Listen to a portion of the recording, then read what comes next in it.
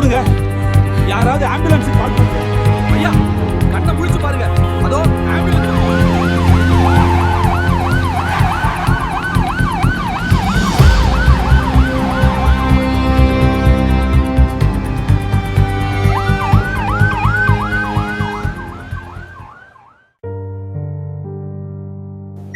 சின்ன தையல் போட்டா சரியாயிடும். நீங்க அட்மிஷன் போட்டு எழுதி கொடுத்த மெடிசன் மட்டும் வாங்கி கொடுத்துருங்க. ஹலோ அம்மா, உங்க வீட்டுக்காரருக்கு சின்ன ஆக்சிடென்ட், உடனே எஸ்வி ஹாஸ்பிட்டலுக்கு வாங்கம்மா. டேய், அதான் உங்க வீட்டுக்கு சொல்லியாச்சுல, அப்புறம் என்ன, வா கிளம்புவோம்.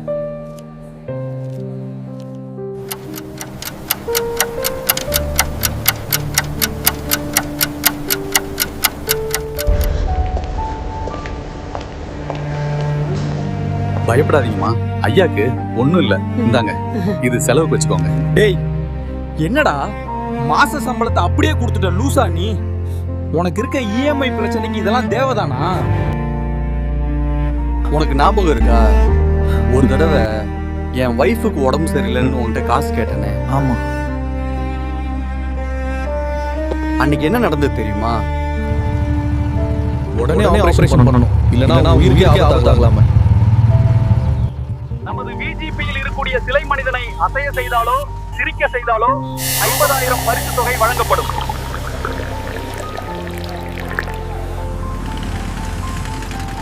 உடனே ஆபரேஷன் பண்ணணும், இல்லனா உயிருக்கே ஆபத்தாகலாமே.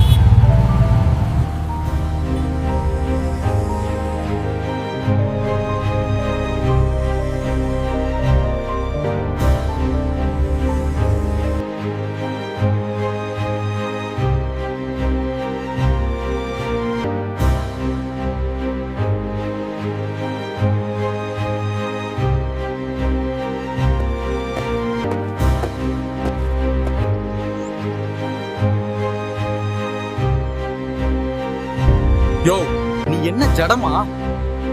நான் இவ்ளோ தூரம் ட்ரை பண்றது உன் கண்ணுக்கு தெரியலையா? சத்தியமா முடியலையா? என் வைஃபுக்கு ஆபரேஷன் பண்ணலனா அவ உயிருக்கே ஆபத்தாயிரும் டாக்டர் சொல்லிட்டாரு.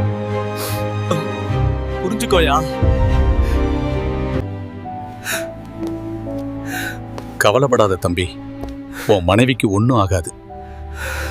ஐயா வர சொல்லியிருந்தீங்களா ஐயா?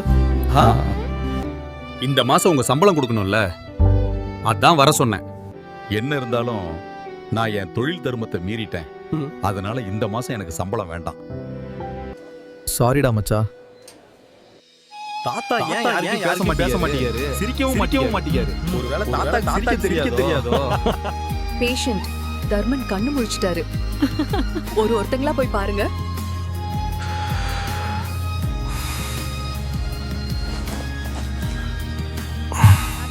இப்போ உங்க உடம்பு பரவாயில்லையா? உங்ககிட்ட ஒண்ணு கேட்கலாமா? கேளுப்பா. நீங்க ஏன் எப்பவும் யாருகிட்டயும் பேசாம சிரிக்காம இருக்கீங்க?